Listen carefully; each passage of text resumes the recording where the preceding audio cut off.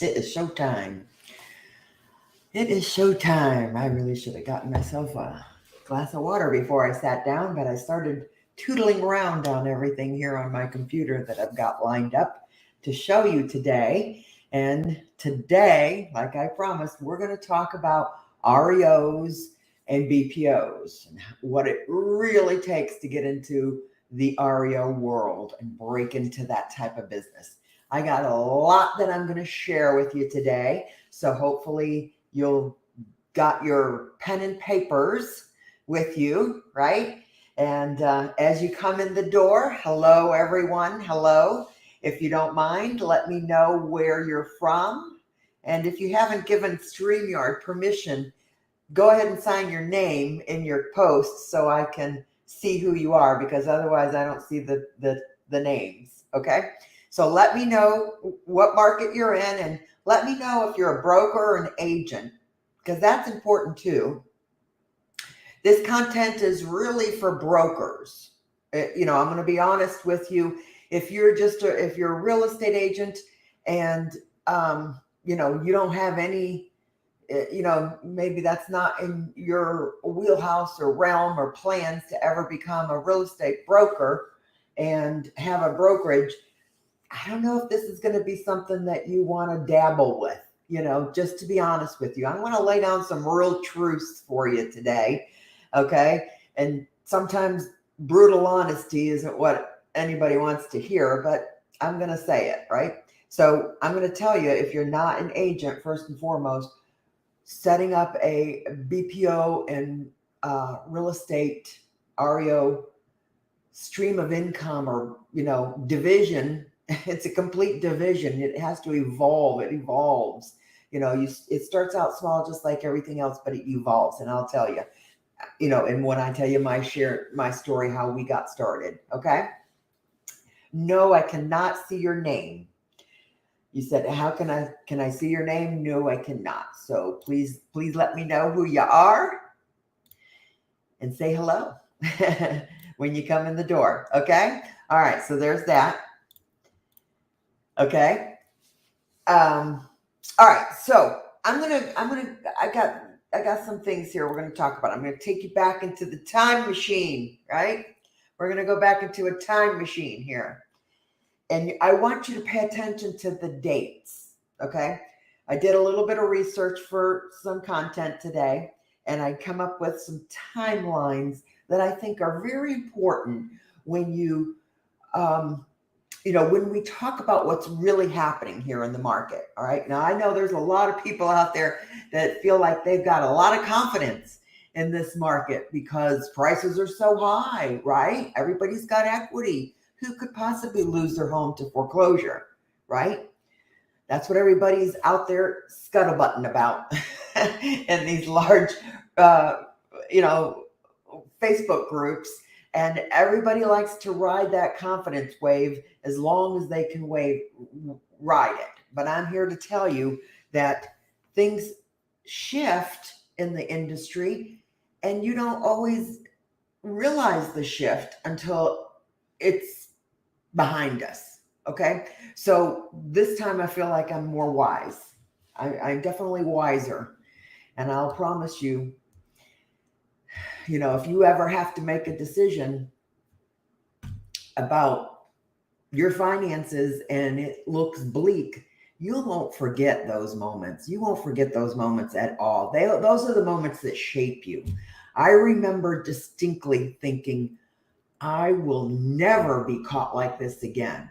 I mean, we were caught with entirely too much debt going into a recession. So you'll hear me talk about reducing your debt load a lot over the course of the next 2 years if you hang out with me. Okay. I want you to focus on reducing your debt because that's the only thing that really, really saved us. Okay. So as I tell my story and the timeline, you'll see how this unfolds. Now, let me just lay some stats on you. Okay. The Great Recession lasted from December of 2007 to June of 2009. That's technically the recession period. Of course, the government has their own definition of what recession means. even though the consumer felt that far before December 2007. I promise you. Okay. I remember August of 2006 when my lender called me and said, have you heard the news? Stockton, Watley, and Turner just locked their doors. They were a major wholesaler in our area. Okay. And when we heard that news, we knew what was going to happen because I have a 15-year lending background myself. So my lender and I are pretty tight. We came up in the business together, and we knew those mortgages that were being made during that period of time, there's no way that could sustain the market at all. Okay. So let me fly through a few more of these stats here. From 2007 to 2012. Okay. Now here you go. They only claim the recession lasted to 2009, for example, but yet banks continued to fail. Banks continued to fail throughout 2012. So, just because they're not calling it a recession doesn't mean it's bleak out there, right? More than 450 banks failed between that period of time. 85% of those banks that failed between 08 and 11 had less than $1 billion in assets. Now, $1 billion in terms of a bank isn't much, really, is it? That primarily was your community banks. I don't know if anybody remembers community banks, right? We used to be able to walk into our local banker and get a loan with a handshake. I'm not kidding you, and, if your bank account came up short, they'd call you and say, hey, are you making a deposit today? This check's clearing and, you're a little short. They'd allow you to run down there and get your check deposited if necessary. Okay. That's what your community banks used to be like. They aren't like that anymore, are they? They're no longer around, are they? $1 billion was a couple of good old boys pulling some assets together to make a bank. We had a couple of those in our community where the good old boys just pulled their money together and put a shingle up and called themselves a bank. All right. That's what that market was like. Now, this is interesting too. The housing market concentrated in 10 states, led by Georgia and Florida. All right. So this is an interesting point that I want to make if you're considering or looking into REOs and BPO work, because unless your market has that or provides that for you, it's not a niche for you. Okay. Think about it. If only 10 out of 52 states, 52, if that 10 out of 50 states, you know what I'm saying, were heavy on the foreclosures, that's where the market was. Okay, that's where the market was, right? So the Midwest, I know my sister in the Midwest, they didn't experience a housing crash, per se, like we did. Our market dropped 60% in one 12-month period. That's what we experienced. Okay. And it goes like that. When it goes like that. Okay. Right now, it ain't going anywhere. I made a comment to somebody in the group. You're starting to feel the shift and seeing a little bit where the sellers are maybe having a come to Jesus meeting in their minds that, hey, I need to sell this property. It's been 2 weeks and it hasn't sold yet. So they're starting to drop their prices, aren't they? They're still going to be in denial for a good 6 months. All right. But my point that I want to get to, and trust me, I've got 4 websites. If you want to get into REO work or BPO work, I'm going to share 4 websites with you that you're going to need to tap into. Okay. And we're going to review and explore some of that. So I'm going to give you a lot to chew on. Make sure that you've got your pen and paper handy. Okay. Let me get some comments here. Okay, good. North Carolina. Hey there, Nicole. How are you? Okay, good. I just wanted to check the comments there. All right, so that's kind of what we were dealing with. All right, so remember, let's recap. They only claimed the recession lasted from '07 to '09. From '07 to 12, we still had 450 banks that were failing. 85% of those banks had less than $1 billion in assets, right? And 10 states concentrated and led by Georgia and Florida. I mean, we are the wild, wild west down here in Florida. That's the truth. Now, let me give you a little bit of history from my timeline. I started doing property management. I know this is an REO BPO conversation, but I want to open your eyes a little bit. If you're a boutique brokerage, boutique meaning you're a private, independently owned brokerage with maybe less than 5 people. You've got a small team. Maybe you're a family-owned business like myself, but you're under 5 people, a boutique brokerage. I can take you all the way up to 25. That's as big as I grew my business, up to 25 agents. It took 100 agents coming and going through my door to get 25 that really stuck, okay? So keep that in mind.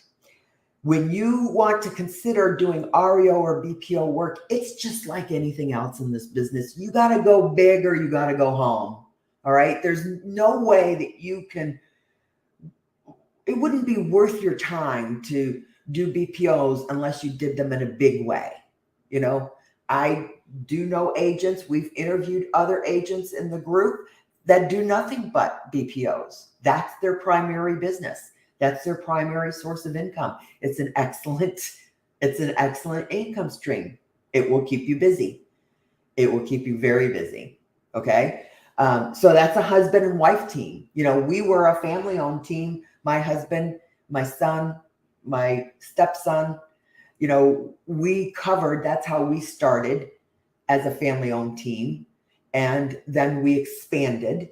And, you could allow your agents to do BPOs, but you've got to put your name on it. Okay. So that's why I say that unless you're a broker, you don't want to build something like this for somebody else's, because it all has to go under a brokerage umbrella. Okay, I'm going to show you some old instructions that I had from an REO listing that will show you what's involved. I'm going to break that down for you too as we progress through here, what it's like to list an REO property. These are your instructions. Okay, and you'll, hopefully the light will come on and you'll say, that's a lot of work. Okay, you know what I mean? It's a lot of work. So hopefully, maybe at the very least, you'll have a little bit more of appreciation for an REO agent, okay? And not get upset with them because they act like they've never even seen the property before, because they probably haven't, okay? They've got a team of people under them. That agent or that broker, for example, probably has not even put eyes on that property, okay? They may have once or twice, but it's all a team effort. So have patience as we progress into that new market when you're dealing with more and more REO listings. Okay, you'll see why. All right. So I wanted to remind you that I started my property management in 2007. Now, why did I start property management before I took an interest in REOs? I'll be honest. We started our business as flippers. Okay. I think we just got our real estate licenses and set up our brokerage so that we didn't have to pay a real estate agent. We paid ourselves. Okay. And so we flip properties mostly. So if you have a primary interest in buying and selling REO properties and flipping and rehabbing them, I never was interested in listing REO properties. We started in 2000, and up until that point, you were talking 2007, 2009, we never pursued that line of business because we liked to buy REO properties. Okay, so as the listing broker, you're prevented from purchasing property. Okay, so that's why we never pursued it earlier. So you got to kind of lay that out and decide which direction you want to take. Now, I'm not going to tell you there isn't some brokers that I know in my own market that have jumped through the loopholes on that. You can set up a buddy with a corporation that can make the offer and flip it to you after closing if that's the route you want to take. But I like to sleep at night, okay? So we just didn't pursue it, all right, until it became necessity, all right? So keep that in mind if that's the direction you want to take. So we started our property management in 2007. Best thing, best decision we ever made, because we do property management today, okay? And the reason why it was a great decision, of course, in 2007, when the market started to crash, really crash, right? We had very qualified buyers, very qualified buyers that were employed, that were not affected by the economy, that were strong people, strong buyers, okay? Let's say when everything's on sale, everything goes on sale. When property drops 60%, in 12 months, everything's on sale. People want to buy. Your strong buyers want to buy. They come out, they liquidate, and they come out of the woodwork and want to buy. Okay. So this is why you will thrive. Somebody's at my door. This is why you will, there's always a thrive. You can always thrive in every market if you just twist your mindset around to fulfill the current need. Okay, you got to always think, what is going to be the current need in the next 2 to 5 years? That's what we'll be talking about. Okay, so, but we started our property management because we had very qualified clients that started to want to buy while things were on sale. They didn't want to sell. They certainly weren't going to sell because the prices were so low. Their market values had plummeted, right? They weren't going to sell their primary residence at a loss. They weren't going to short sell it because they were very qualified buyers. They could afford it, okay? They could afford to purchase something else. So that's why we felt we can fill that void. We started property management for those individuals, okay, that wanted to purchase a new primary residence but didn't want to short sell yet. Now, what that does for you is, honestly, that builds an inventory. We carried almost 100 rentals back then, right? That builds an inventory of potential listings for your future, because we ended up eventually liquidating a large portion of that when the market turned and the values came back. They have this rental property. It's no longer upside down. It's just breaking even. They might have even carried it at a loss since then, but they were ready to liquidate when the market recovered. Okay. But it didn't recover until what? Well, after 2012 for us, as far as we're concerned. You know what I mean? So from 2007 to 2012, we managed those properties. And then in 2012, we did a lot of liquidating of that inventory of our own, property management. But there's always property management need. We, like I said, today we still do property management, okay?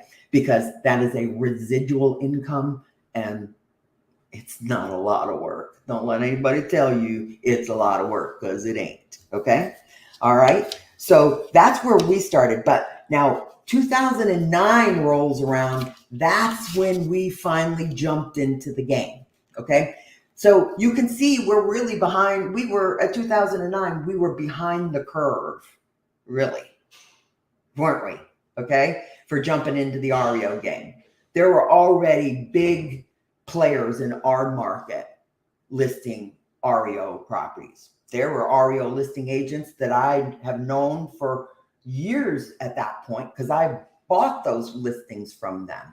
Okay, so they were already players in my market, and it took us a long time to break in. Now, this is the way we used to break into that industry, and we're going to talk about the way it's done today, because it isn't done the same way anymore. And I want to tell you about a conversation that I had.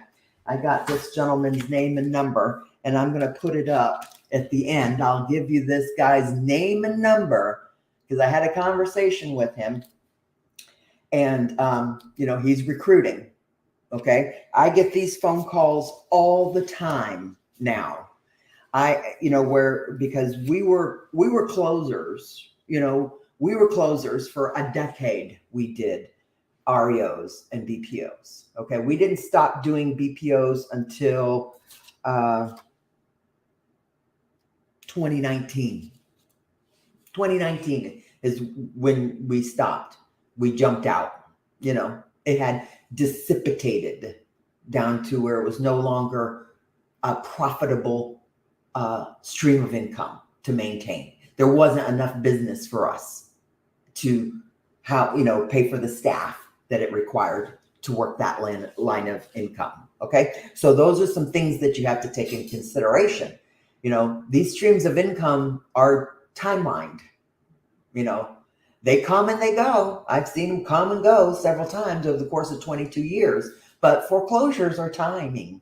They're going to be a hot in it, market for a little while, and then it improves, and then it dissipates, and then it comes back. Okay. So it isn't anything like probate, for example, which is consistent because that always occurs, doesn't it?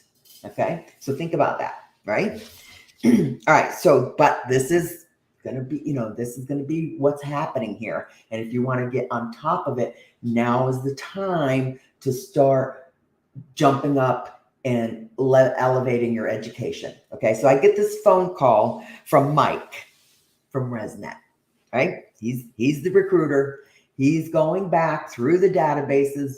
Julie, we're cranking up the war machine.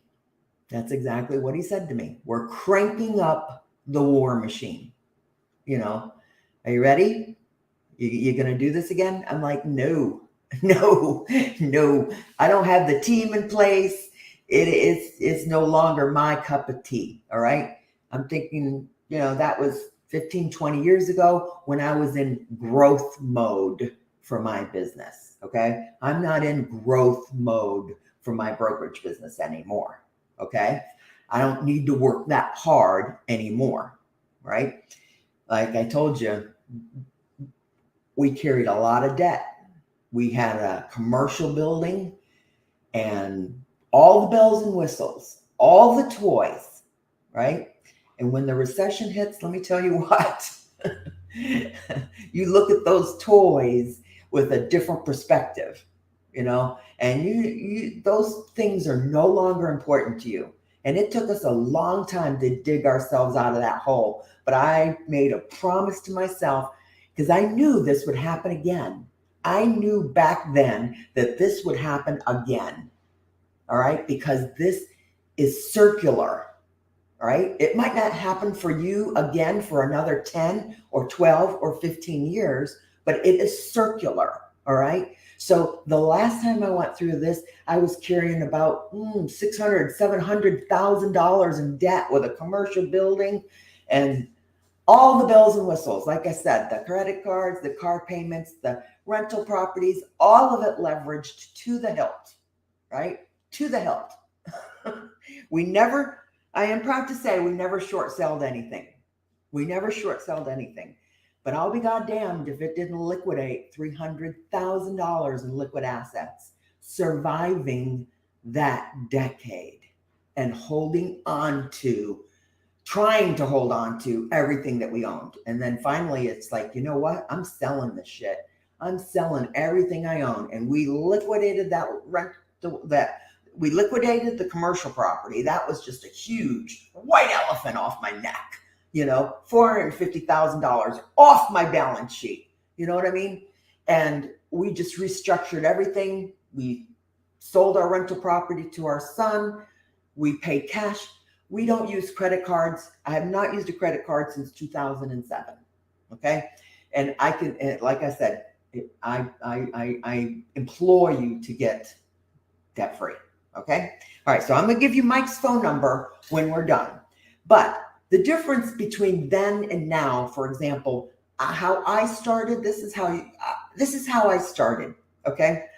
I got an email for a $47 digital product that sold me a list of 100 contacts, websites, addresses, the whole 9 yards, a resume sample, and instructions on how to apply on their websites. Okay. I still have that today. Watch this. I'm going to share screen with you real quick. I still have that list. This is what I got. All right. Boom, boom, boom, boom, boom. You should be able to see all that, right?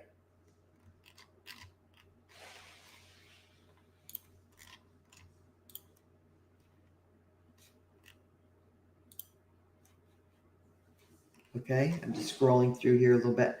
I wanted to look at that other screen, make sure it was going okay. All right. So that's what I got. And this is what I did when I got that list, this list. Okay.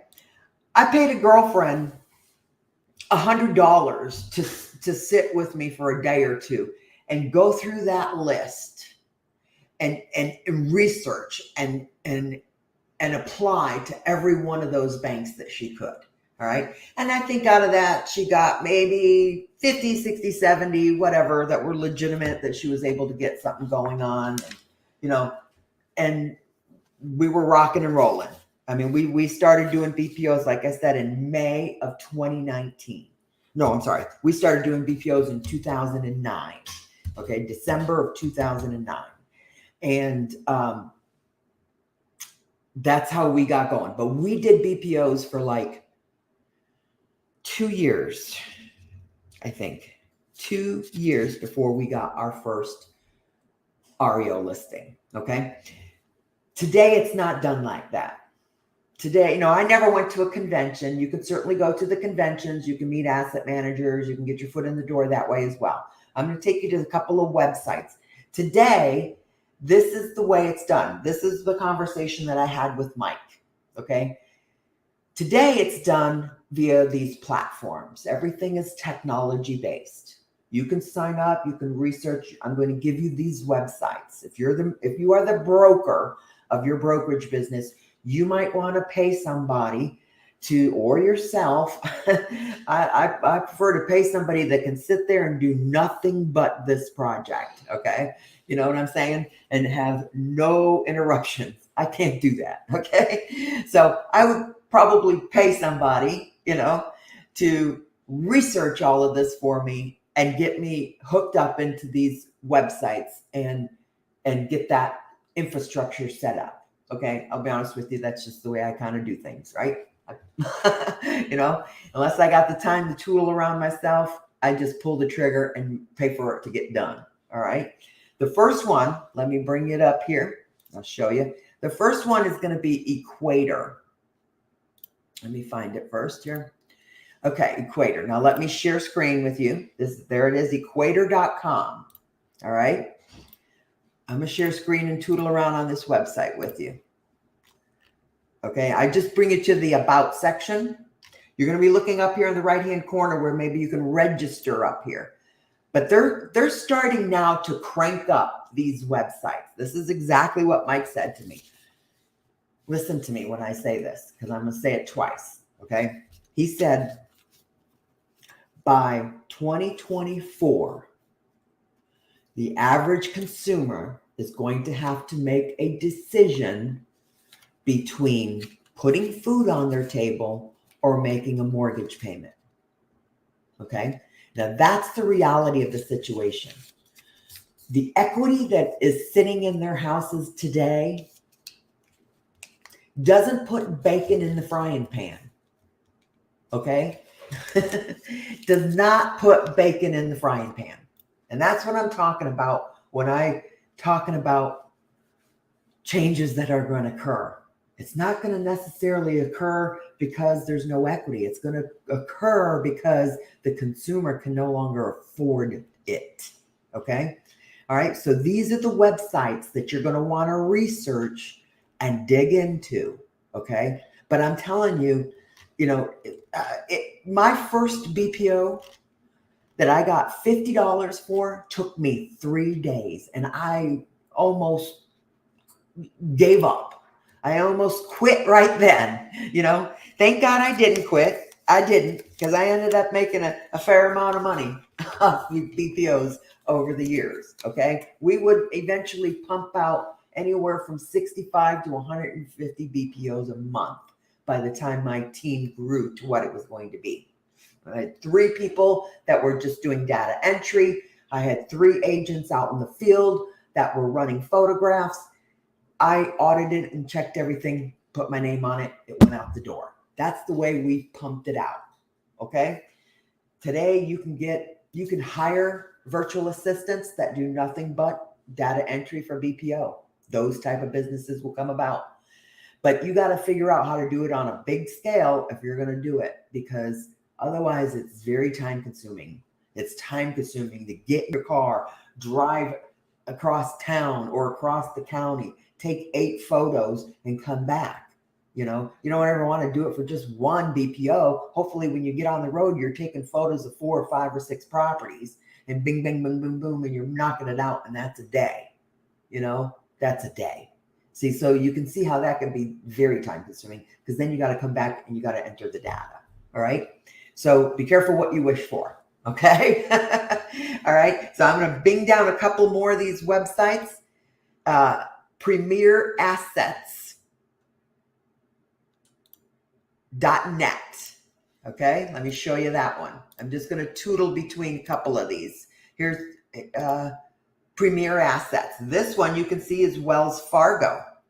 So if you're going to hook up with Wells Fargo foreclosures, this is their site, right? I got the next one here is going to be Pyramid Platform.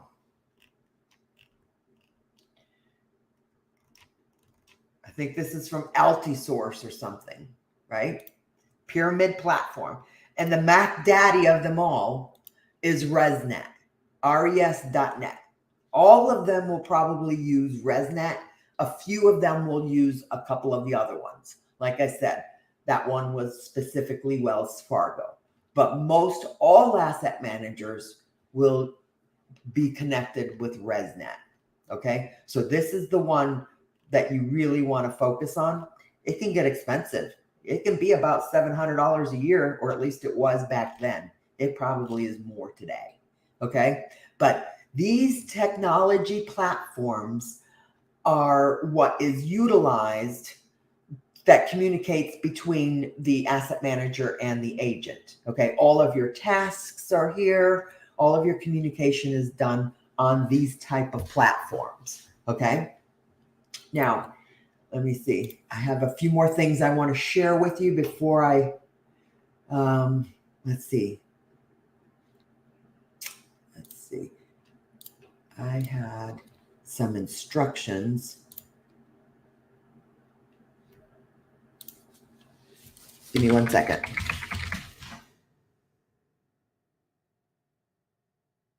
I had some REO instructions that I wanted to share with you. No, that's not going to be it. I can't find it. I hate when I can't find stuff. How about you? Doesn't that drive you crazy? All right. Well, I was going to share some. Let's see if I can just thank you.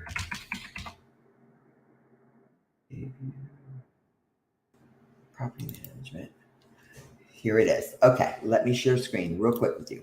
This is what it's like to be an REO listing agent. Okay, watch this. Share screen one more time. Make sure you got me. I'm going to check comments real quick while I'm here. Okay. Your goal is property management. Yes, property management will be the easiest thing you set up for your brokerage. Let me tell you what.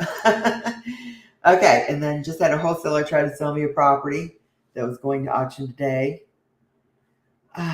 Yes, it's happening. It's already happening. And I'll tell you what happens is they don't know. The consumer doesn't know, and they freeze like a deer in the headlight. They're not going to know where to go or how to get there. So people will lose their home to foreclosure simply because they need to camp out during that process. Okay, so be compassionate about that. That's when you're going to see a lot of that happening. Okay, let me share screen with you real quick, and let me hopefully get back to where I want to be first.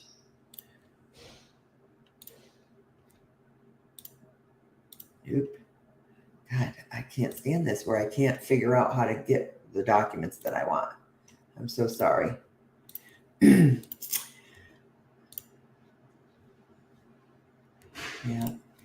Let's see. Okay, well, I tell you what I do have. Out of that list, I will give you, if you want, if you're serious about this, I've got a list like my references from there it is. Okay. Now let me get back here. It's a PDF, so that's why I can't find it. It's a PDF and oh goodness. 1 second here. I'm so sorry. I thought I had this stuff all pulled up, and when I go to look at it, I do have it pulled up. I have it pulled up 3 damn times. So let me get it onto a different screen. That's helpful. I still know where my PDFs go. It's like they're gone. I see I've lost it again. Like, for frick's sake. Oh my gosh. This is when I start cussing. When I'm by myself, this is when I start cussing out loud. That's not it. That's definitely not it. Here we go. Okay, I'm going to put this over here onto a different screen. That way I got it set aside. I got 2 screens. You know, no wonder, right? All right, I got it. Here we go. Let me come back here.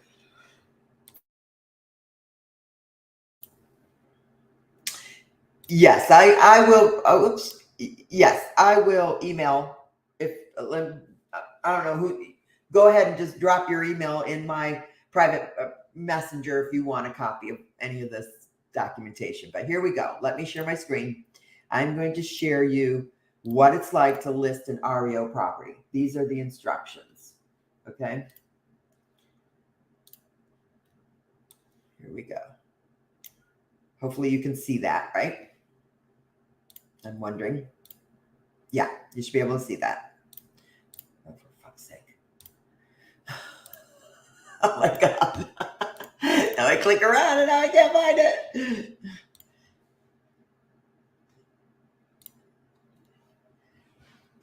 I think you can see this.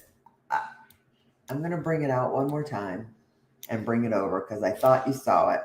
And here we go, sharing screen. I'm going to bring it over and hopefully you can see this.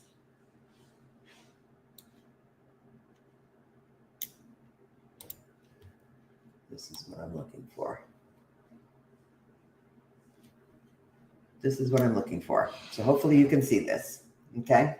I'm going to go to my phone. If you could please let me know whether you can see this Bayview thing real quick before I go talking for 5 minutes about this stuff and you can't even see what I'm looking at. And then I'm going in here trying to look at this on my phone. So hopefully you can see this. Okay. All right. You can see this. I checked it on my phone. Okay. So this is what it's like to list a property. The introduction, right? Pre-marketing is done by this gentleman here. He's going to be responsible for pre-marketing activities such as ordering the BPO task in ResNet. So when you get an order from a BPO, it's going to come through ResNet and you get notification, right? So that's their first thing is, so when you start doing the BPOs, and sometimes you end up doing BPOs for months and months and months and months and over and over and over. I mean, as long as it takes to go through that foreclosure process, they're doing BPOs while it's in foreclosure because that's their asset. So I will have done BPOs technically sometimes months, 5 months, a year, sometimes on a piece of property before it's ready to go to market. Okay. So the BPO orders come through ResNet. Once he does that, the utility tasks are generated, all right, and assigned to you. So the first thing you got to do is get the utilities hooked up in your name, right? You've got to put out the money for the deposits, and that sits out there until that property is sold, those deposits. Now, I'll tell you what I did. If you're going to handle a lot of BPOs or a lot of REO properties, eventually I just got to the point where I negotiated a blanket security deposit. So I had to put like $2,000 into a security deposit that blanketed all of my accounts, because I would have 15, 25 different accounts with my power company, all across the state, everywhere, right? You're putting out deposits on every property, water deposits, gas if they have it, and electricity. Okay, so that's the first thing that happens. Then they want you to get the first thing, the initial services. You are ordered and you get a task to have the doors rekeyed. Hopefully you've got a really good locksmith that is at your fingertips, and he will take care of you. And again, you're paying that locksmith, photocopying your check, sending his invoice, and you're waiting for reimbursement. Okay, so that's very vital. There have been times when I've had $15,000, $20,000 out in expenses on REO properties. Okay, so that's a huge, huge endeavor, and that's why only a broker can sign off on this stuff. All right, because a lot of this has to be maintained and paid, and you're responsible for it. All right, now thank God, in the beginning we did all of the services ourselves, and then eventually they ended up hiring asset management service companies. M&M Mortgage Services was the one, and they came in and they did the lawn service, the initial cleaning, the trash out, the winterization. These are the guys that put the tape on the toilet, right? That's ordered. Thank God we don't have to deal with that or pay for that, right? But then you come on down here and you have, they're going to want bids, right? They want bids for all of the repairs that need to be done, and then before you can order all the bids, you have to order, of course, you're waiting for all of the inspections. They want a roof inspection. They want a septic tank inspection. They want a termite inspection. All of these inspections have to be paid by you. Copy your check, attach the invoice, mail it off for reimbursement. It's a full-time job. I had one girl, that was her job, to process and chase down reimbursements. That's all she did. Okay? All right. So especially when you start getting these repair estimates, then they're going to want to rehab the property.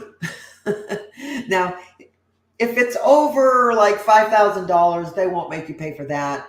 They'll go ahead and negotiate a contract with the vendor directly and pay them direct. Okay? Thank God, right?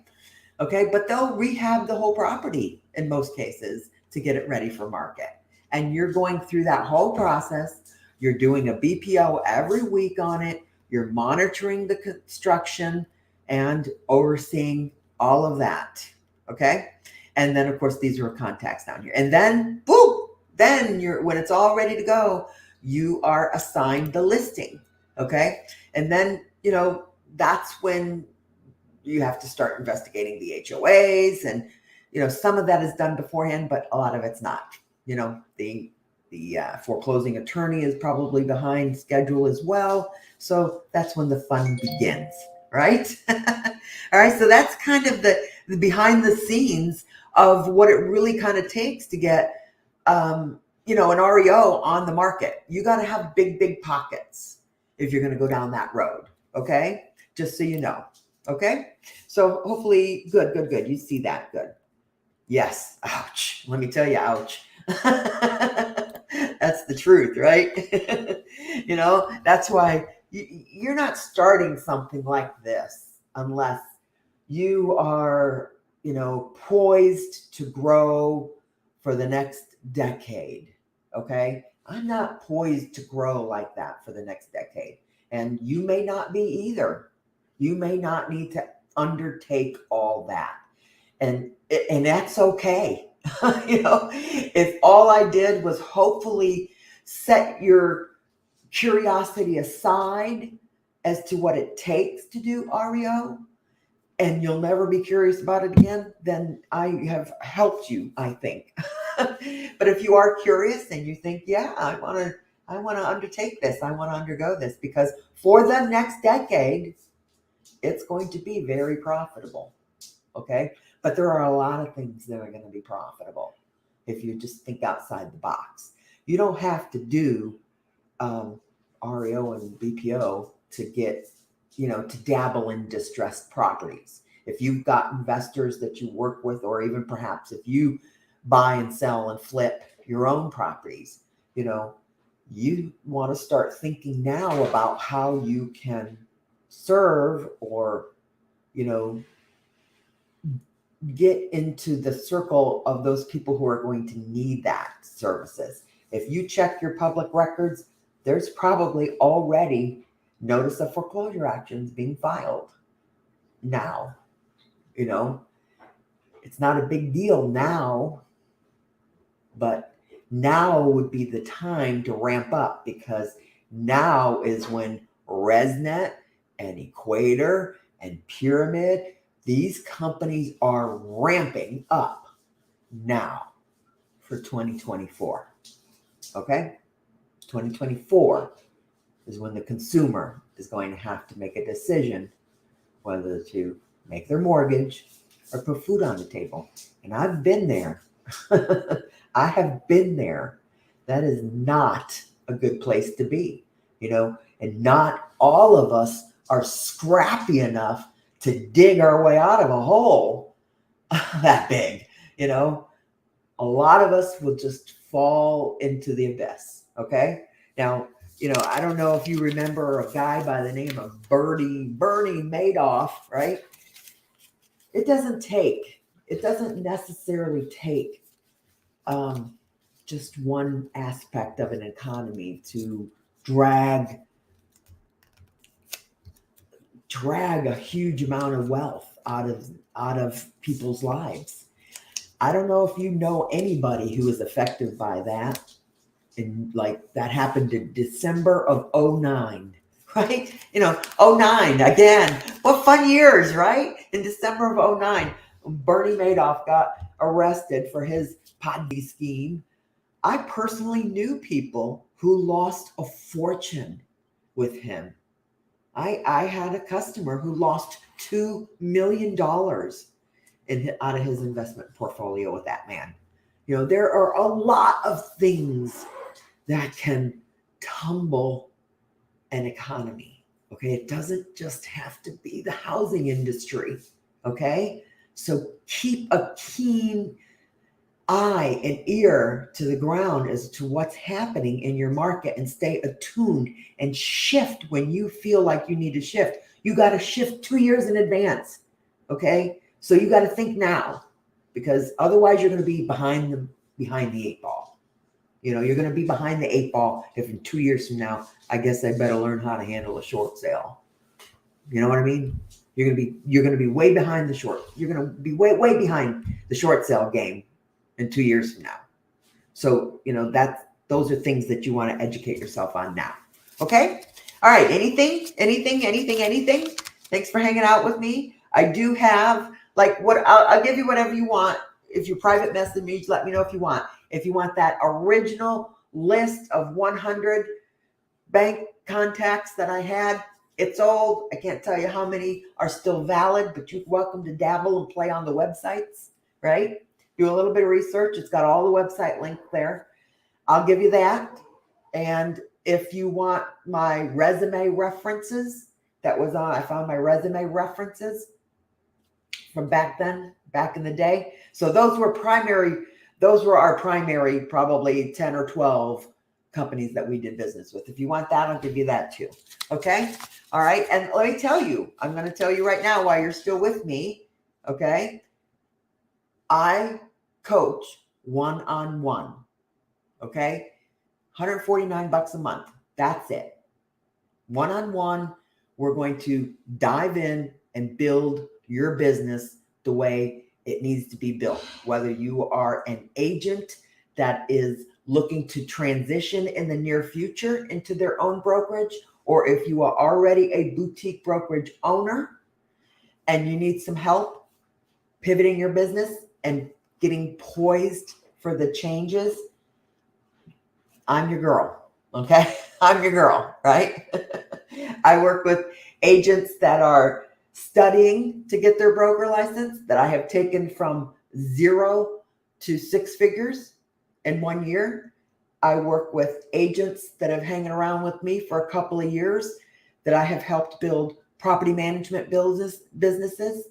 He's got about 100 doors. He's got his broker license. He's got his own brokerage business now.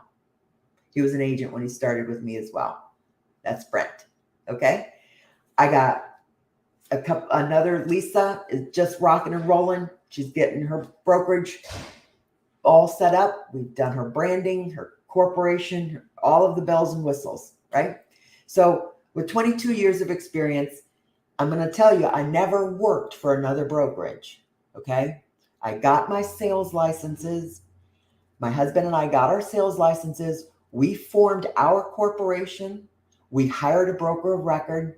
Back then, I only had to be an agent for 12 months, got my broker test done, and executed my broker's exit plan. Fired my broker. All right. My business has been my business from day one. 100% stockholders. Our brand, we called the shots. I have always been an independent broker. Okay. So if you need some help with that, I'm here. We do one-on-one coaching. This is what we do. Private one-on-one coaching. It's recorded for you.